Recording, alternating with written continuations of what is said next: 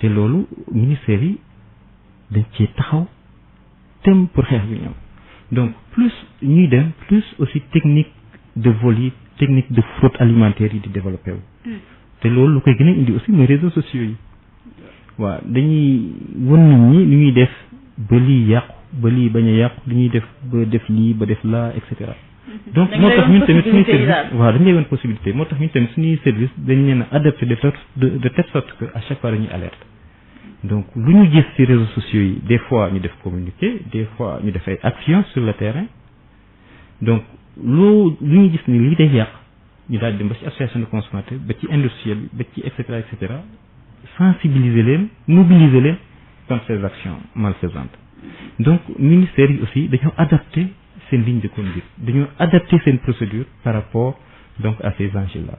D'accord kon ñu ubbiwaat antenne bi ci 33 825 18 30 ñu ngi ànd ak Val d'Afrique ordre des médecins ak Sud FM asalaamaaleykum. aleykum salaam. sëriñ bi na nga def na nga def baa ngi ci jàmm. alhamdulilah fooy wote. man la Serigne Fallou di woote Scatur Bam. Serigne Fallou Scatur Bam. waaw Serigne Fallou ñu ngi lay dalal kon. bon en fait dama doon revenir juste par rapport ak étiquetage yi. waaw des produits sur les supermarchés. et dama seetlu man damay lire étiquette yi ah. et dama seetlu ci produit surtout ci tàngal yi ak yenn produits yi dafay am gélatine d'origine porcine. bon te ñun ay jullit lañ man du ma lekk mbaam samay morom yu bëri aussi duñu lekk ay mbaam. mais malheureusement attention boobu ñu bëri duñ ko ci seetlu dañ koy jënd ay tàngal ay façon xeetu lekk yu bëri mais day am gélatine d'origine porcine là aussi état bi suñ ci mënee jàppale ñuy obligé par exemple les grandes surfaces à ce que ñuy def étiquetage supplémentaire boo xam ni dina indiquer la présence de porc sur le produit parce que souvent c'est écrit en filigrane écriture bu ndaw wala ñu def ci benn code ak lu topp daal benn code mais le consommateur mën na ko jënd sans xam ne li muy jënd nii am na yàpp mbaam am na mbaam loolu aussi c'est important su état mën a jàppale à ce que mu obligé les grandes surfaces à renforcer l'étiquetage supplémentaire pour mu signaler présence su mbaam boobu. D'accord. Merci beaucoup Serigne Fallou Scatur Bam dinañu la tontu ci kanam tuuti 33 825 18 30 ñu ngi ànd ak Issa Wade muy chef division consommation ak sécurité consommateur ci direction commerce intérieur ñu xool ki ci topp asalaamaaleykum. waaleykum salaam wa rahmatullah. Serigne bi na nga def. ñu sant ba alhamdulilah. foo ñuy woowee. maa ngi woote depuis Kër Massar. Kër Massar. waaw. ay ci ñu ngi lay déglu. vraiment ñu ngi leen di jaajëfal bu baax damay wax toujours ne émission yi daw sud yëpp def naa ni bi benn ëpp ko ci solo donte yëpp am nañ solo nag. jërëjëf. ñu ngi leen di jaajëfal bu baax a baax di leen ñaanal yàlla defal leen wér-gu-yaram gi ngeen di toppatoo defal ko seen njaboot. amiin amiin. yàggal leen fi yàggal fi seen njaboot defal leen sutura ak teraanga. allahumma amiin. rawatina ñi ngay invité nag. waaw wallaay jërëjëf. très sincèrement kontaan nañ ci yéen rawatina invité yi. kontaan nañ en plus que yow mi nga xam ne da ngay animer émission. macha allah yal na la yàlla defal sutura parce que mi ngay présenté émission yi dafay méngoo ak thème bi. beneen bi ma ci retenir encore mooy ni ngeen oyofale téléphone bi parce que xam ngeen ni en général ñi oote pour wàllu santé ñi ci ëpp ay néew ji doole lañ. parce que ñu bëri bu ñu soxlaawee affaire santé ñi nga xam dañu am moyen soxlawuñ sax li ci ëpp di laaj dañuy dem directement ndax xëy na seen i moyen mate na ko moo tax xam naa ni xaw ma kan moo leen digal pour ngeen def téléphone bi vraiment mu bañ a nekk serveur mais c'est très important ñu leen ciy jaajëfal xëy na question remerciement moo ci ëppoon question bi daal lenn benn remarque bu ma def ci sachet d'eau man dafa am boo xam ne dama ko gis ñu naan ko ba pare sànni ko dama ko for ni doon xool rek kon moo ko defar ak yooyu ma gis date bi dafa passé. loolu la. sachet d'eau yi ndox yi ñuy jaay ci mbedd mi nii mooy sachet yi. d'accord. sachet yi jar 50 francs man maa gis loolu moom dégguma kenn kiiwuma maa ko gisal sama bët ni date bi dafa passé. léegi nag xaw ma ñan moo chargé wu contrôle boobu ba nga xam ni vraiment ay date yu passé yi ak ñu laajaale tamit sa invité bi ndax ndox dafay am date boobu est-ce que am na ci importance wala amu ci importance parce que lii moom man maa ko gis date bi dafa passé te sachet bu ñuy door a naan la. d'accord. date bi mi ngi nekk 2019. 11e mois 2019 la. te li ma koy gis mi ngi ci mois de janvier bi. d'accord waaw yooyu daal laa bëggoon am ay leeral quoi ñu ngi leen di dellu ñaanal nag bu baax a baax di leen remercier bu baax a baax yal na yàlla guddal seen fan. amiin yaa salaamaaleykum wa rahmatullah. waaleykum salaam wa rahmatullah jërëjëf suñu auditeur boobu la doon woote Kër Massar 33 825 18 30 ñu xool ko si topp asalaamaaleykum. waaleykum salaam. sëriñ bi na nga def. sant yàlla bu baax. foo ñuy woowee nii. Ndar. Ndar. waaw. ay ca ñu ngi lay déglu. mais dafa jàll ci antenne bi allo. allo sëriñ bi yaa ngi en direct de. waaw. Souleymane Jules Guèye. Souleymane Jules Guèye. waaw. waaw ñu ngi lay déglu Souleymane. waaw. dafa taal rajoom xam naa ni moo tax mënul dégg bu baax 33 825 18 30 ñu may ko tuuti mu dellu si waat su fayee rajoom wala mu wàññi ko bu baax a baax ñu ngi ànd ak Val d'Afrique ordre des médecins ak Sud FM tey ñu ngi ci produit yu baaxul yi nga xamante ne yenn saay dinay rax ci biir yi ñuy jëfandikoo naka la ñu mën a def ba mën ci am ay saafara ni ñu koy xàmmewee ak produit bu baaxul yan jafe-jafe la mën a indi ñu ngi ci ànd ak Issa Wade di chef division consommation ak sécurité consommateur asalaamaaleykum. aleykum salaam. sëriñ bi na nga def. sant yàlla bu baax. Souleymane Jules Guèye la. Souleymane Jules Guèye maa ngi lay woowee Ndar. waaw ñu ngi lay déglu sëriñ bi. responsable des consommateurs de Saint. d'accord ñu ngi lay dalal jàmm. li ma bëgg laaj mooy. lan mooy différence entre DLC ak DLU. date limite de consommation ak date limite d'utilisation. Ensuite lan moo tax conseil régional de la consommation duñ ko réunir de façon régulière parce que gis nañ ni tabaski rek lañ koy réunir au niveau de Saint-Louis te bu ma juumul président de la République en 2013 waxoon na gouverneur yi pour ñuy réunir le conseil régional de la consommation boobu ba léegi gis nañu au moins tabaski rek le conseil régional de la consommation est-ce que ñoom au niveau de l'État mënuñu def une loi wala décret ba nga xam ne gouverneurs yi daanu réunir tous les 3 mois le conseil régional de la consommation ñuy saytu jafe-jafe yi nga xam ne am na ci affaire consommation. d'accord. waaw bu loolu weesoo nag Ndeye Khady maa ngi lay féliciter. merci vraiment parce que cette émission bi dafa am solo. da nga koy déglu de façon régulière yàlla na la yàlla jàppale yàlla na la yàlla taxaw. amin amin yaa xam bi donc Souleymane Jules Guèye kon la woon doon wootee ndax di responsable consommateur ya nekk ci Saint-Louis ñu xool ki ci topp asalaamaaleykum. salaamaaleykum. sëriñ bi na nga def. allo Ndeye Khady Diop. waaw. fii la Ousmane Sow Mboro. Ousmane Sow Mboro dafa am maanaam la am lu may laaj. waaw ñu ngi déglu. maanaam damaa gis ay saabu ceeb am ñu ne maanaam ceeb bu ñu fabriqué maanaam doonul ceebu mbéy ñu def ci Amérique soutien américain léegi loolu laay laaj maanaam ak ceebu mbéy bi ñuy béy suñu réew mi ndax moom def nañ ci fixe pour date bi dañ ko mën a war a commencé ak fi mu war a yem est-ce que am na di leen sant di leen gërëm jërëjëf waay. jërëjëf sëriñ bi ñu xool. ku ci topp suñu jógee Mboro 33 825 18 30 ñu xool kan mooy ñëw asalaamaaleykum. maaleykum salaam. ñu ngi sant ba sëriñ foo ñu woowee. maa ngi woote Pikine Tali mag. Pikine Tali bu mag. Abou Sarr. ñu ngi lay déglu. ñu ngi lay déglu dama bëgg mu leeral bidon yi rek bidon yi. mu wax ci bidon yi itam.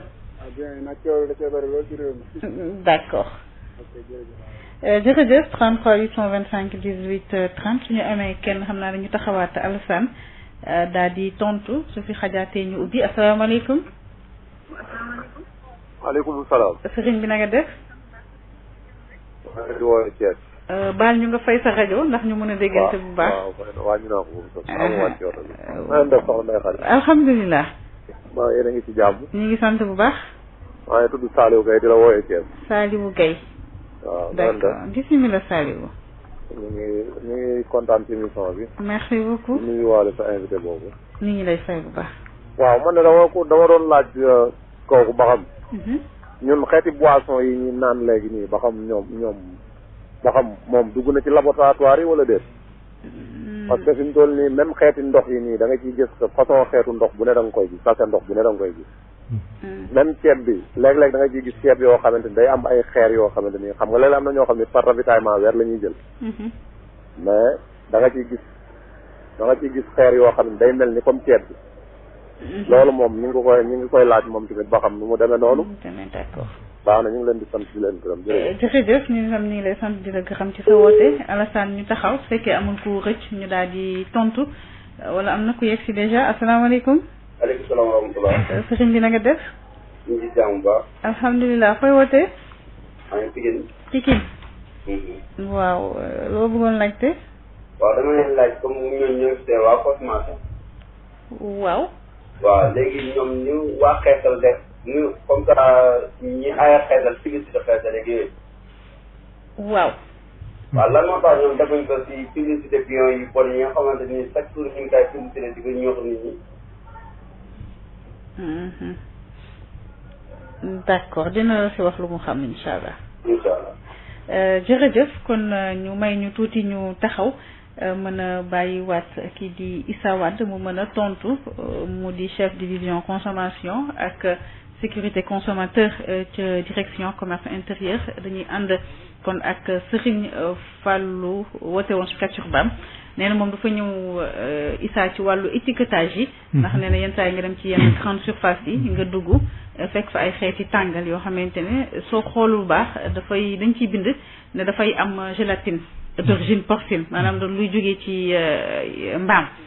nee na est-ce que suñu gouvernement bi fii ak yéen ñi yore wàllu woowu la ci mbirum contrôle qualité et tout ndax est-ce que du ngeen mën jàppale aussi jullit ñi nekk Sénégal xëy na peut-être donte ñële seen produit la yu ñu defar dugal ko ci dëkk bi ñun kese nekk ñu fi am na ñeneen ñoo xamante ne itam ñoo bokk ak ñoom dëkk bi ci nekk ak sa diine la ak na nga ko mën jàppee noonu nga ko wax a defee mais pour xëy na peut-être dimbali jullit yi nga xamante ne dañu bëgg a consommer waa tàngal yi xëy na peut-être ñu mën a gën a mettre en évidence d'origine gélatine d'origine porcine boobu ok mbind mi gën a leer ndax yenn saa yi ne na mbind mi day sew lool boobu moo bàyyi wax xel doo ko gis waaw dëgg la bon di rappeler rek ni bonbons yooyu infime partie la maanaam c'est des bonbons qui sont importés d'abord déjà fii Sénégal dañ fi defar ay tàngal menthe fraîche tàngal bégué pour ne pas faire la publicité Sénégal dañ ko defaree ay industries yoo xam ni yàgg nañ fi lool nekk fii di ko defar donc mu am ay bonbons yi nga xam ni day jógee bitim réew di ñëw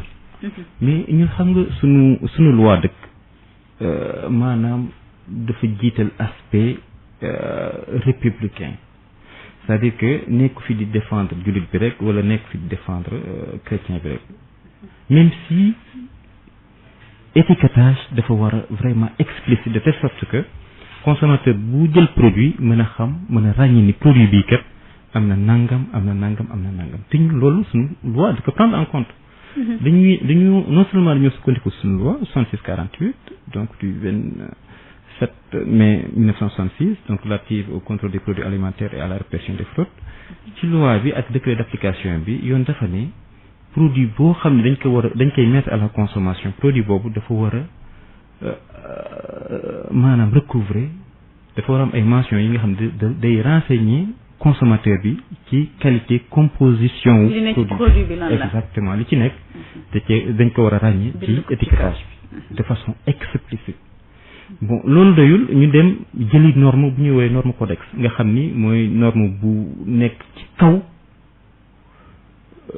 te norme boobu étiquetage rek lay wax norme boobu ministère du commerce dafa génnee benn décret bu rendre obligatoire norme boobu par rapport aux produits alimentaires donc mën naa wax ni donc produit alimentaire buy ñëw Sénégal ci norme boobu lay dox donc cela veut dire quoi cela veut dire que am na ci composition yi ay mentions yu renseigner déjà le consommateur ni produit bii kat maanaam am na tel composant am na nangam mais aussi mënuñu obliger fabricant bi nga xam ne bitim réew la nekk ne ko Sénégal kat ay jullit nañ donc su nekkee ni da nga fi indi produit alimentaire mu nekk bonbon defal ñu en caractère maanaam police tel parce que ñoom tamit dañoo am donc ay mode d'emploi par rapport donc à l'étiquetage donc seen machine dañ koy configurer de telle sorte que ni ñu koy bindee rek noonu koy bindee donc consommateur bi ci boppam moom moo war a am aussi patience bu xool produit bi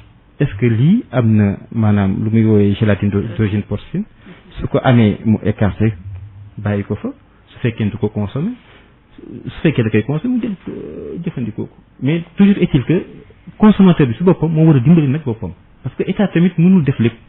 ndax état mënul fiy dugg.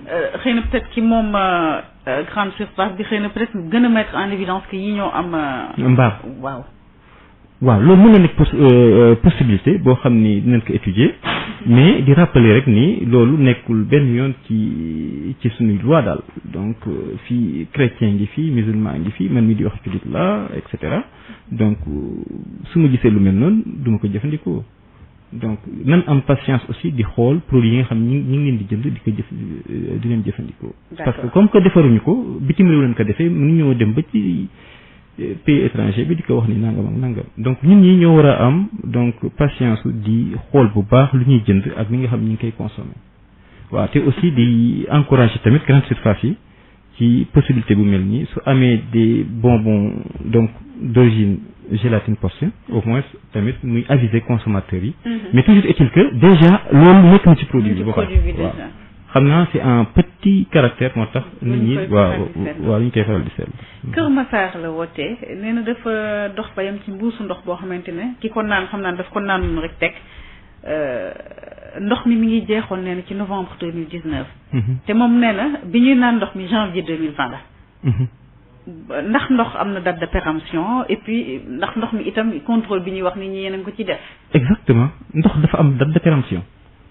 donc des fois tamit day dem ba 1 an léeg-léeg su mu jéggi dem ba 18 mois donc ça dépend rek ci qualité ndox yi nga xam ñi ngi koy proposer à la consommation donc ndox tamit su date de péremption bi jotee dañ ko war a dindi ci lieu de vente yi donc mettre en quarantaine pour recyclage bien léegi Issa njaayam ndox mi bari na waaw jaayam sachet yi bari nañu waaw ñi yore bouteille itam bari nañu ñii dañuy bind yenn saa yu minéral xëy na minéral la du minéral. ñun ci suñu bopp consommateurs yi dañ ko mën a apprécier. exactement bi ci mbedd mi tam pareil.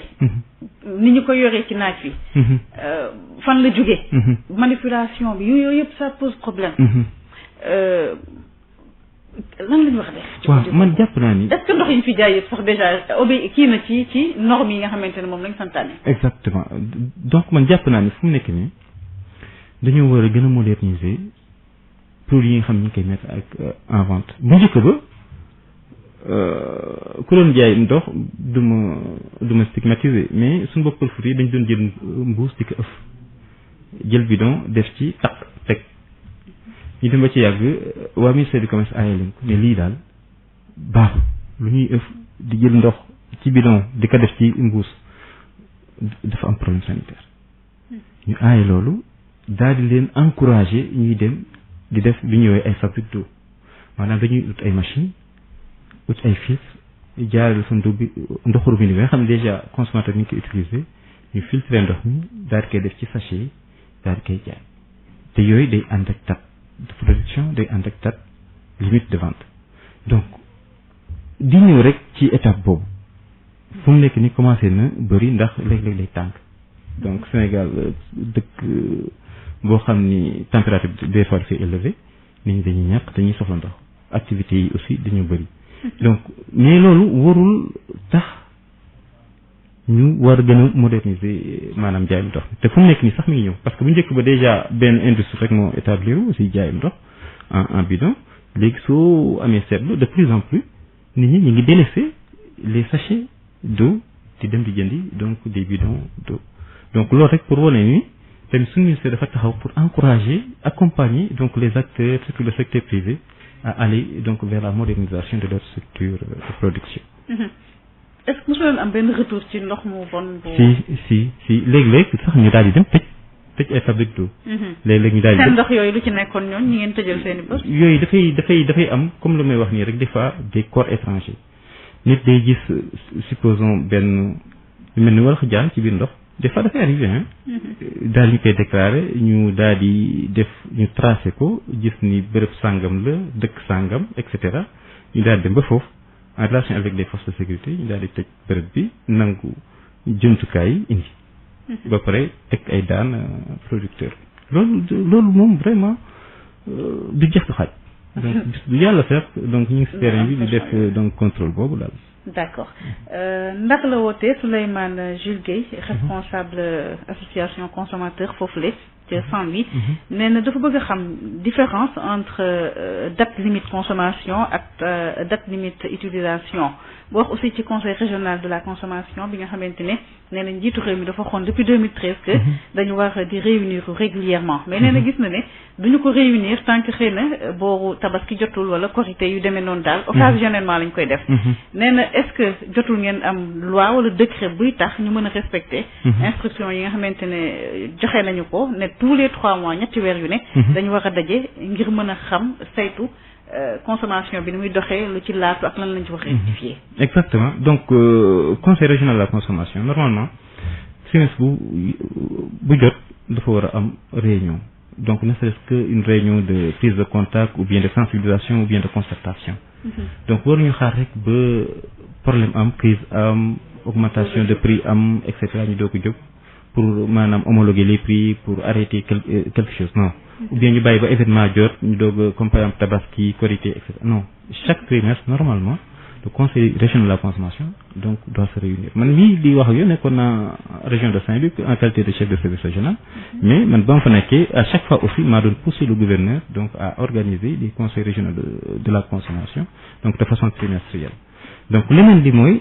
mais lu tax amatul li respecté. waaw léegi noonu déet parce que activités yi des fois moo leen di jàpp des fois ñu ngi ci ouverture de classe jóge fa am na ministre par exemple de l'assainissement bu ñu war a accompagner dans la vallée ministre de l'agriculture ñu amaat yeneen activité am day dem ba des fois dafay dépasser le trimestre moo tax ba ñoom tamit duñu am sax chronogramme bi dañuy dem ba di empiéter sur d'autres trimestres alors que réellement normalement donc le conseil régional de la consommation donc devrait se tenir chaque trimestre. léegi qu'est-ce qui est possible d'être fait lan lañ mën def ba ñu mën a respecter loolu parce que ñun suñu sécurité itam da ci dañu dépendre ça. waaw loolu tamit rôle association de consommateurs yi nag ñoom mën nañ provoquer une réunion avec le gouverneur yi ils sont très ouverts les secrétaires régionaux du commerce ñi nga xam ñoom ñooy les secrétaires permanents en général donc de ces conseils régionaux de la consommation tamit soo demee ci ñoom wax leen ko tamit mën nañ waxtaan ak gouverneur pour que concertation mën a am donc autour d'une question ponctuelle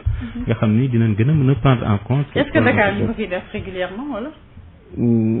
waa Dakar je pense bien que ñu ko fiy def régulièrement parce que Dakar fii la problème yi gën a bëree donc normalement conseil bi ñu ngi réunir de façon régulière. D'accord date limite consommation ak date limite d'utilisation. waaw donc date limite de consommation loolu pour un produit de consommation finale maanaam produit bi jóge na industrie ou bien jóge na ci importation ñëw na ci lieu de vente yi ñu ngi koy jaay dafay am lu ñuy woowee date limite de consommation durée de vie boo xam ni consommateur A ou B en tout cas un consommateur final mën na ko jëfandikoo.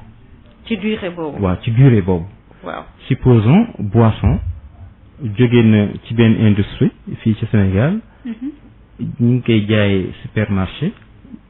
durée de boisson boobu dafay am date limite de consommation. du bokk ak maanaam lu ñuy woowee un intrant alimentaire des fois intrant alimentaire muy gën a faral di am lu ñuy woowee date limite d'utilisation optimale. loolu maanaam dañuy permettre industriel bi par exemple arôme la ci biir industrie mu jëfandikoo date limite d'utilisation optimale mais ñu toujours est-il que suñu dee def inspection dañuy jàpp ni pour la date limite d'utilisation optimale en ce qui concerne l'entreprise ou bien l'industrie su jotee da ko war a mettre en quarantaine duñ ko permettre sax mu koy. date limite d'utilisation boobu lu mu lay may daf lay gën a may. temps maanaam waxul ni produit bi baaxul. waxu ko waaw mais dafa ni utilisation bi nga xam ni mën nañ ko ci jëlee wàcc na utilisation optimale bi nga xam ni mën nañ ko tirer ci produit boobu kat. mi ngi wàññeeku na waaw wàññeeku na commencé na nag wàññeeku bu baax. waaw. par exemple mu ne date limite utilisation wax janvier 2020. waaw loolu lu muy tekki tey. waaw date limite d'utilisation janvier 2020 mooy janvier 2020 su jotee. pour ñun en tout cas service de contrôle qualité. waaw dañuy jàpp ni industrie bi da ko war a mettre en quarantaine waratu ko jëfandikoo même si par ailleurs produit bi ci boppam. yàqu yu métti yooyu daal. exactement. mais su fekkee ni date limite de consommation la. waaw là moom vraiment on est catégorique. waaw fa lay yem loolu moom yàqu na carrément mais ñun toujours est-il que suñu procédure permettre ñu sax ñuy mën a réfléchir ou bien di am une certaine compréhension de la question saa yu jotee que mu nekk ci entreprise wala que mu nekk ci supermarché soit date limite de consommation ci supermarché wala date limite d'utilisation optimale ci entreprise dañ koy jël dañ koy saisir ba pare teg ay daan ki nga xam ni loolu la doon def. D'accord. loolu souvent daf ñuy faral di dal parce que en général aussi industrie yi duñu am une gestion de stock boo xam ni c'est vraiment professionnel. régulière parce que en général dañuy fonctionner en fonction des mois gën a topp njaay mi waaw njaay mi supposons le dernier trimestre de l'année nga xam ne njaay mi day yéeg boobu dañuy gën a utiliser suñ demee ba ci premier trimestre njaay mi day wàcc et cetera waaw mais ñun toujours est-il que saa yu ñu demee ci bërëb gis ni date limite d'utilisation optimale bi da jot na dañ koy mettre en caractère waaw suñu gisee ni date limite de consommation bi jot na fële tamit dañ koy retirer daal di teg ki nga xam ne ñoo ko doon jaay ay daal waaw Ousmane Sow Mboro la wootee nee na dafay gis yenn saay ñu ne saaku ceeb bii kat ceeb bu ñu préfabriqué la nee na du ceeb bu jógee daal ci mbay mi da koy gis nee na ñu koy joxe comme information ndax loolu am ngeen ci ay xibaar leneen li mooy riz local bi nee na ndax am na durée utilisation itam waaw donc riz local am na aussi date limite de consommation waaw produit boo xam ñi ngi koy jaay ci marché bi rek am na date limite de consommation loolu mënta ñàkk parce que yoon moo ko wax norme sur le codex alimentaire relatif aussi à l'étiquetage c'est que énuméré donc point par point yi ci nga xam ni producteur bi wala fabricant bi ci la war a tënku donc di rappeler rek ni ñun suñu politique commerciale ministère du commerce dañ ko adapté en fonction de l'autosuffisance alimentaire pour Sénégal soo jëlee produits yu bëri dañ leen a privilégié parce que c'est des produits locaux soo jëlee par exemple ceeb à l'heure actuelle ministère du commerce ceebu mbay mi la gën a privilégié que ceeb bi nga xam dañ koy jéggaani bañ na ko sax léegi dañoo def ce qu'on appelle la politique des quotas importateur bi indiiti ceeb non seulement da ngay am quota mais da ngay am obligation en fonction de ce quota nga jënd au prorata avec un pourcentage bien déterminé donc du riz de la vallée riz local. Est-ce que ceeb bi nekk na ci de qualité aussi parce que ceeb comme tu dis am na lu ci wax ne lu ñu jariñ ñu ci faral ferñeent si man de vraiment sama xel rafet na lool sax sama njort vraiment rafet na ci riz de la vallée bi soo ko xoolee riz la boo xam ni maanaam amul yenn produit defuñu ci parfumé wuñ ko pour que mu gën a am résistance donc te en général c'est du riz nouvellement récolté boo xam dañ day jóge ci tool ñu daal di koy defar def ko ci ay saak donc riz la boo xam ne vraiment dal na xel donc loolu moo tax ministère du commerce aussi di leen accompagner di maanaam forcer importateurs yi ñu koy jënd tamit en fonction quota yi nga xam ne jox na leen ko ñu koy jënd ñu koy jéggaan di ko indi donc képp kuy importer à l'heure actuelle mi ngi jëndaale aussi donc du riz de la vallée boolewaale ko di ko jaay sur le marché te loolu dañ ko defuñu ko rek ci ceeb def nañ ko fu mu nekk ci soble bi def nañ ko ci pomme de terre bi def nañ ko ci carotte bi te de plus en plus ñi ngi remarqué que ni produits yi nga xam ni ñi ngi leen di encourager de cette sorte ñi ngi am envergure locale donc seen production mi ngi gën a jóg ba fu mu nekk nii sax ñi ngi commencé xalaat exportation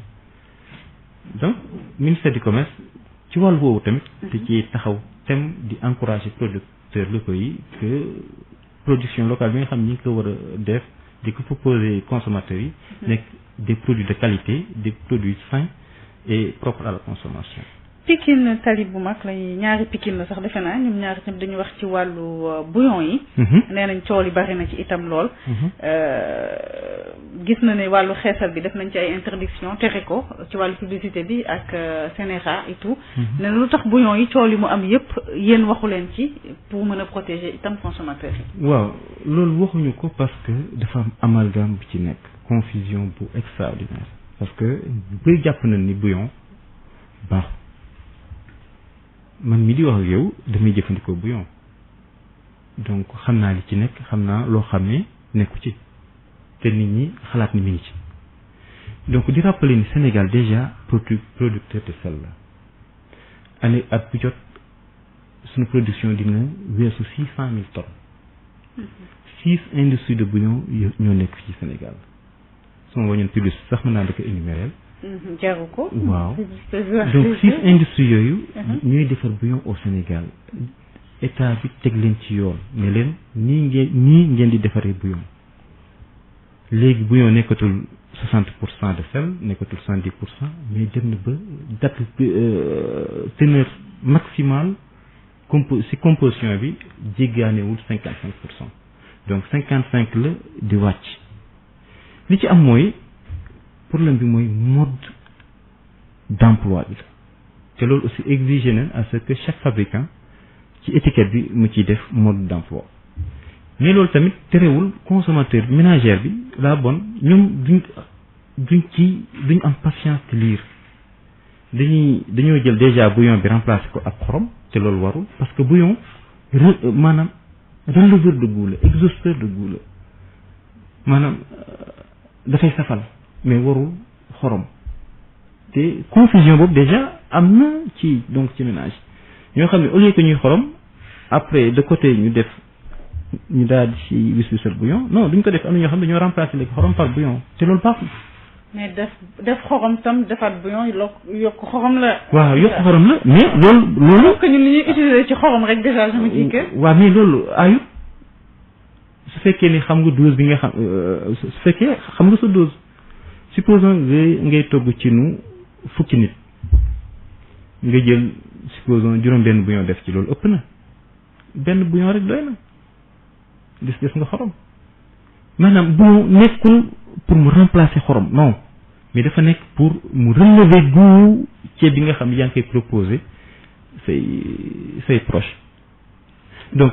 li ci biir bouillon bi déjà bouillon jàppal ni à l'heure actuelle suñuy bouillon day dem fu ne dañ cee exporté ba sax Union européenne am na bouillon Sénégal yi nga xam ni am na industrie yuy jël bouillon fii di ko yóbbu ba ay Suisse di ko yóbbu ay France am ñoo xam ne dañuy yóbbu sax ba Canada donc am na aussi sur le marché sous-régional suñu industrie ñoo fay leader en termes de vente de bouillon donc pour dire que c'est qu'on est réellement bouillon lu bonoon la bon état yooyu tamit même système de qualité nan am même système de contrôle qualité nan am que Sénégal sinon plus dañ ko doon interdire donc man jàpp nañ ni en tout cas ministère du commerce jàpp na ni surtout mode d'emploi mode de cuisson en ce qui concerne la communication par rapport à ça nañ war a gën a renforcer def nañ ci des études techniques yoo xam ni dañoo woo ñun ñi ay scientifique saisir ministère de la santé ne ko kat bouillon yi dañoo bëgg ñu am évaluation boo xam ne war nañ ko ci def scientifique yooyu c'est des médecins c'est des professeurs d'université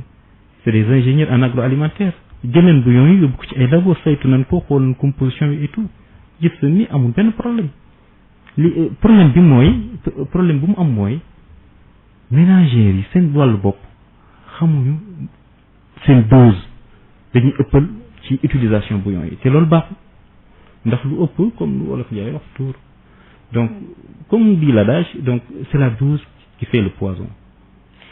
jërëjëf Issa ñu ànd tuuti ak service commercial wala ñu dem. Pasti Valda raxul dara dàkkande kese lañ ko defaree produit Valda yi mën ngeen ko am suñuy boutique Valda yi wala ngeen woote ci numéro 77 219 98 45 wala ngeen dem ci www.boutiquevalda.com.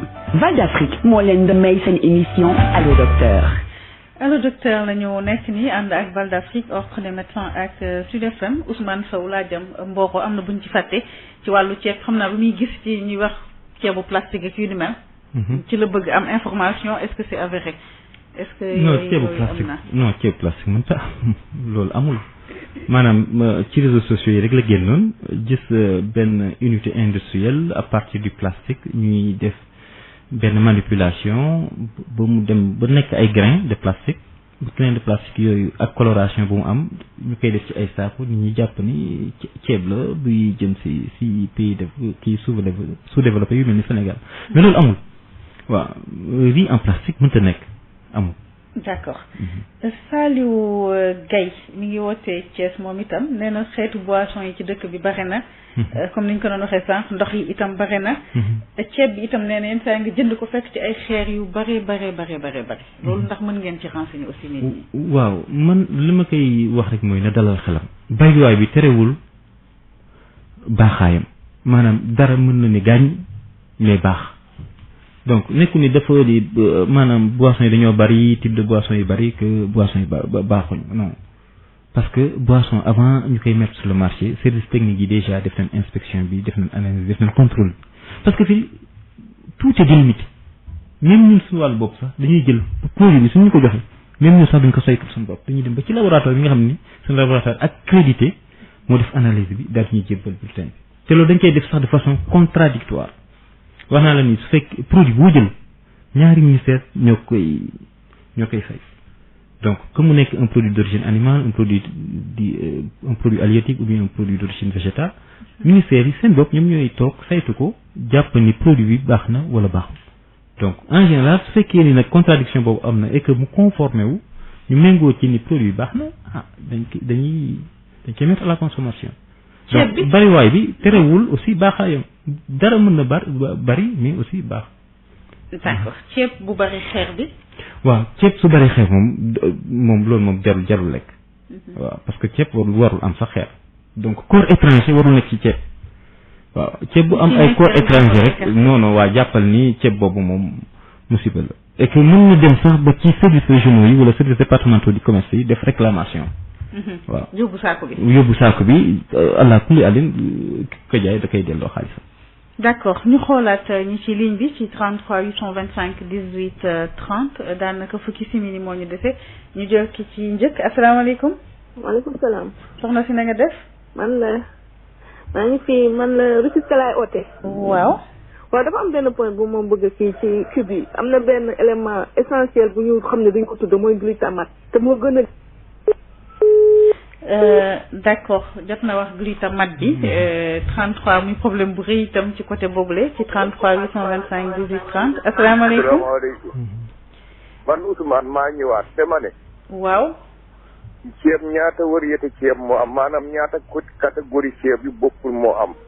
maa ngi gërëm nekk kuy wax bàcc ci Kër Madar ak Xaas Mbay baal ma ak nit jërëjëf Ousmane Sow doon woote Mboro kon 33 825 18 30 ñu xool keneen ki si topp asalaamaaleykum. waaleykum salaam. sëriñ bi na nga def. waaw sant bu baax. fooy wootee. Saare. ay ñu ngi lay déglu. waaw man damay laaj ci service 17. waaw. ak compte économique. ñoom dañuy ñëw chaque jour ci place yi duñ vérifier loolu di laaj 10 000 ak chaque fin de mois ku ñëw kii 10 000 kii 15 000 kii 5 000 te ñoom duñ vérifier la moo waral loolu mooy seen liggéey wala lan la. d'accord. loolu rek laay laajte na ma leeral si loolu. d'accord te bouillon yi nag nga si insister ndax bouillon yi am na problème ndax fi mu toll nii gisoon nañ si benn vidéo. bouillon yi dañuy jël lu mel ne ay vernis di ko vernis bunt. muy changer couleur nañu gën a leeral si loolu li mu wax ñun dalal suñu xel. d'accord nañu gën a leeral incha allah. jërëjëf sëriñ bi mi ngi doon woote Thiaroye dinañu ko tontu léegi ci 33 825 18 30 asalaamaaleykum. maaleykum salaam. sëriñ bi na nga def. maa ngi wootee Kër Mbaye Fall. Kër Mbaye Fall. waaw léegi kii dafa doon wax sànq si bouillon yi. waaw. mais am na étude bu ñu ci defoon. waaw. effectivement man liiroon naa étude yi professeur bi nekk centre anti poison te mu sant Fall. moo dirigé woon kii bi ak ay spécialistes. waaw. conclusion bi dañu noon effectivement amul benn danger xel bi daal moo yokk moo ci am. léegi ministre bi mu demee assemblée confirmé ko man sax dama ko enregistré. allo. waaw ñu ngi déglu. waaw dama ko enregistré kii li muy wax noonu man liir naa ko allo. allo waaw. waaw li muy wax noonu liir naa ko professeur bi nekk centre antipoison bu Fann kay spécial ñoo jiite woon étude bi. d'accord jox ko ministre du commerce bu mu demee assemblée mu wax ko man ma enregistré ko dégg nga. d'accord. waaw loolu laa bëggoon contribuer. merci beaucoup fukki simili moo ñu defee xam naa ni dañuy fekke amul ku rëcc ñu taxaw mën a tontu daal di yeggale yeneen laaj ci fi des asalaamaaleykum wala kon mën nañu dem ci tontu yi ñu dem Tëngéej ak ki nga xamante ne moo wootee léegi Kër Mbaye Fall ak ki wootee itam waaw Kër Mbaye Fall ak Thiaroye ñoom ñett bokk nañu ci waxu bouillon bi ndax nee nañu ñoom li nga wax Issa dalul seen xel ndax bouillon yi effectivement am na problème soxna si ci Tëngéej wax na wàllu glutamate bi dafa daal di dagg. foofu itam problème bu rëy la ci luy dugg ci biir bouillon yooyu la. keneen ki ci suuf ne moom wootee Kër Mbaye Fall ne li nga wax ci wàllu étude bi dégg na ko fi problème bi nekk mooy xorom si rek moo bare. waaw lan nga leen di tontu parce que pratiquement ñoom. ñëpp waaw tout à fait donc seen i laaj dafay recoupé waaw léegi di dalal seen xel rek di leen xamal ni amul benn dëkk ci àdduna bu toog interdire bouillon ci dëkk yi nekk ci àdduna bi yëpp dañuy jaay bouillon amul benn dëkk nga mën na ma ko citeel ou bien nga def ay vérification que mu nekk internet wala ailleurs bu wone ni dëkk bi kat interdire nañ fa bouillon amul donc li am mooy amalgame boo xam ni surtout réseaux sociaux yi ñu ko gën a indi di wone ni bouillon baaxul alors que bouillon dañu war a gën a renforcer pour man communication bu ñu war a def ci mode d'emploi bi wala mode de cuisson bi. glutamate bi.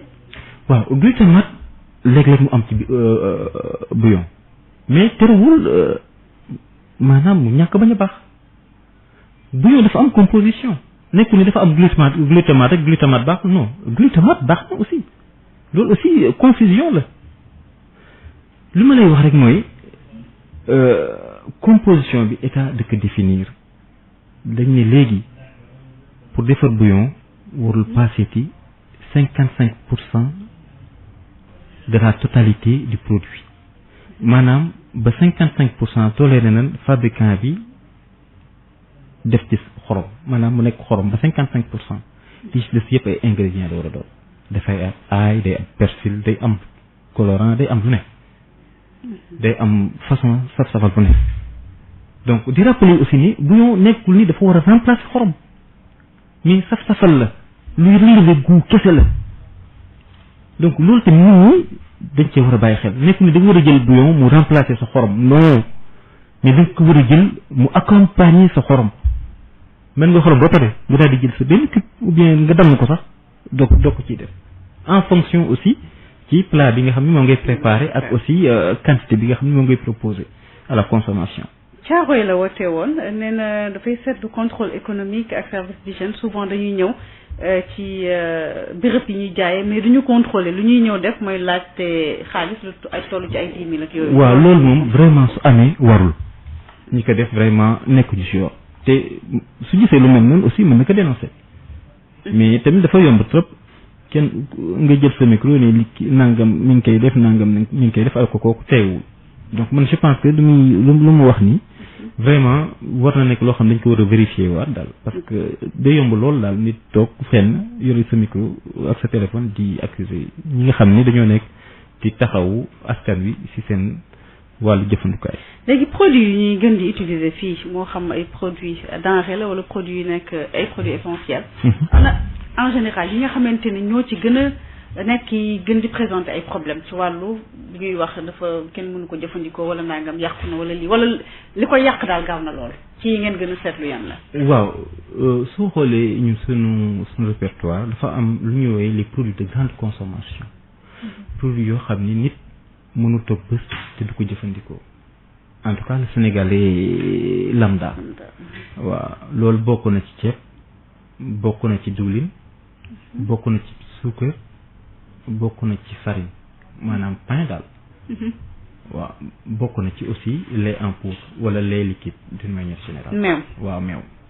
donc mën nga jël yeneen produits comme li ñu yooyu les fruits et légumes oignon pomme de terre carotte chou yooyu tamit bokk na ay produits yi nga xam ni Sénégal dañ koy faral loolu di jëfandikoo. waaw nga boole ci nag fruits yi comme banane comme pomme wala ananas et cetera. bon ndox moom c'est fondamental à la vie. waaw ndox moo njëkk lépp te mooy tëj lépp tamit. d'accord léegi seen conservation ni ñu leen di dencee par exemple ci ki koy jaay. est-ce que am na lu mu yàq itam ci seen wàllu qualité. si par exemple soo jëlee un produit carné kooku su produit lu xeetu yàpp. waaw maanaam kooku soo ko dencul ci foo xam ne day sedd day yàqu. day xeeñ day yàqu carrément. soo jëlee aussi du lait liquide soo ko deful ci bërëb boo xam ni température bi di nga ko mën a maîtriser tamit day yàqu. comme par exemple yaourt yi am soo ko tegee ci fu tàng day yàqu dootoo ko mën sax jëfandikoo parce que dafay acide. day dem ba day wex xat lool sax. am na ay produits yoo xam ni moom milieu sec fekk mën a conserver muy ceeb mënoo ko dugal ci frigo da nga koy teg ci bërëb boo xam ni maanaam am na tuuti tàngoor et cetera. suukar tamit la même chose donc produits yi ni ñu bëree noonu seen mode de conservation aussi noonu la bëri. waaw naaj bi. soo jëlee par exemple les fruits et légumes. yooyu tamit da nga koy conserver dans un milieu humide ou bien dans un endroit plus ou moins froid quoi. waaw que mu nekk carotte wala mu nekk chou et cetera mënoo ko exposer nii ci naaj. huile da nga koy déposer tamit dans un endroit plus ou moins sec mais boo xam ne du am naaj. waaw. ana yan ñoo ci gën a bañ naaj. bari na soo jëlee par exemple les produits carnés yooyu moom dañoo bañ naaj carrément bañ na ko ba ñun rupture chaîne de froid dafa nekk loo xam ne dañ koy sanctionner. waaw de façon très dure donc soo jëlee tamit les fruits et légumes maanaam yu ci bañ maanaam yu ci ñeme naaj bëriwul. xanaa day nekk des fruits secs carrément yooyu moom mën na am ñu ñeme naaj mais comme par exemple les noix et cetera yooyu maanaam dañuy ñeme naaj ndaamaraas dañuy ñeme naaj et cetera. mais soo jëlee par exemple légumes yi carotte wala oignon wala chou et cetera yooyu ñemewuñu naaj. waaw. luy demee ay xeetoo ci meew ak ci. waaw diwlin yeeg yooyu mën na. parce que yenn saa nga gis ko ak ndox ñoo xamante ne ci seen buntu kii bi. buntu boutique bi dañu koy daal di stocké. waaw kañ parce que loolu en fait day dem sax ba day jàpp contenant bi maanaam emballage bi xam nga plastique ak naaj. àndul. waaw donc plastique da nga ko war a def dans un milieu plus ou moins tempéré. nga xam ni fu am ker daal waaw fu am ker daal waaw. mais nga jël ay sachet d'eau nga exposer leen ni à même le sol plastique bi ci boppam mooy contaminer ndox mi. waaw donc éléments yi ci nekk ñuy dugg ci biir ndox mi. jaxasoo ak moom nit su ko naanee mën na kindil ay jafe-jafe sanitaire à long et moyen terme.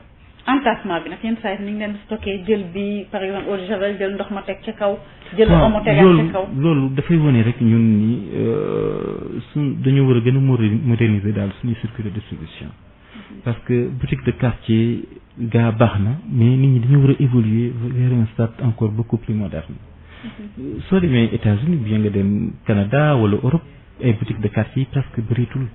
ou bien amul sax donc tout est mis dans des structures vraiment très modernes que nit ki su duggee sax pour génne fa sax problème la tellement que il est vraiment satisfait et cetera sur tous les aspects donc je pense que luy ñëw la mi ngi ci yoon bi nag mi ngi ñëw de plus en plus nit ñi ngi koy miin te même boutiquiers de quartier yi aussi ñu ngi ciy bàyyi xel maanaam ñu ngi defaraat ñoom tamit waaw kañ pour jéem a concurrencer aussi les grandes structures waaw waxtu wi ñu mayoon jeex na Issa Wade lan ngay mën a joxe comme recommandation ci nit ñi tànnee fi ñu war a def ci xeetu produit yi nga xamante ne xëy na moom la ñuy gën di jëfandikoo te yenn saa yi mu mën a indi loraange ngir ñu mën gën a am ràññeet la ci choix bi. waaw man daal li may gën a ñaax nit ñi mooy kuy jënd ku ne xool lu muy jënd lii réellement di nekk ci étiquette bi. comme bonbon yi ñuy wax donc d'origine gélatine porcine.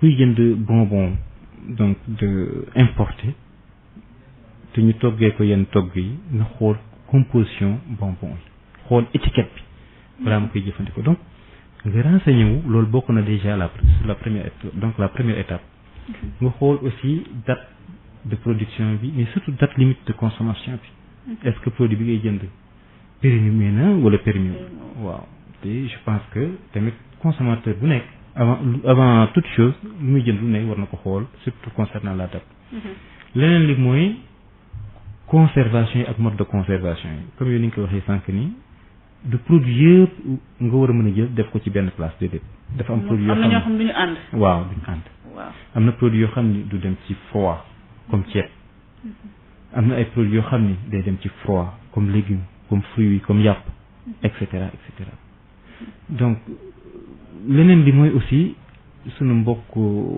ménagères yi suñ dee togg aussi nañu xool lu ñuy togg bu ñu jël ceeb mu saf rek nga jël àddina bu ñoo def ci waaw loolu vraiment da ngay yàq qualité ceeb bi gaa dina saf loolu dina épicé lool mais aussi sur le plan sanitaire mën na am ay jafe-jafe donc comme dit l'adage rek donc en réalité c'est la dose qui fait le poison mais nekk produit bi ci boppam. ceeb bu am xeer ceeb bu am gunóor da nga ko war a génn. ceeb bu am xeer ceeb bu am gunóor kenn waru ko jëfandikoo. ceeb warul am corps étranger. loolu norme sénégalaise sur le riz loolu la wax te ñun dañ ko rendre d'application obligatoire. et que loolu ku ko gis fu ne mën nga def réclamation auprès des services régionaux ou bien auprès des services départementaux du commerce. D'accord. waaw te aussi di ñaaxaat askan wi di leen rassurer. xamal ni État du Sénégal à travers le ministère du commerce en relation avec les sectoriels que ça soit l'agriculture, de l'élevage, la pêche et la santé que ministère yooyu ñu ngi lëkkaloo di liggéey pour jàppale askan wi ci qualité lekk bi nga xam ne ñu ngi koy proposer Sénégalais. D'accord merci beaucoup Issa Wade ñu ngi lay jaajëfal kon ci sa teew tey jii ci suñu émission Allo Docteur nga di chef division consommation ak sécurité consommateur ci direction commerce intérieur ñu ngi àndoon ak Val d'Afrique ordre des médecins ak Sud FM ci seen émission Allo Docteur ñu ngi wax ne kon émission bi mën ngeen ko dégluwaat dimanche inchallah bu prévu 15h yi jeexee dinañ leen ko tegalaatal intégralement day Khady Diop ba nekkoon ci micro bi Alassane Wade ci machine bi ñu ngi leen di jox kon rendez-vous mardi prochain ci beneen thème bu ñu yaakaar ni itam dina leen amal njariñ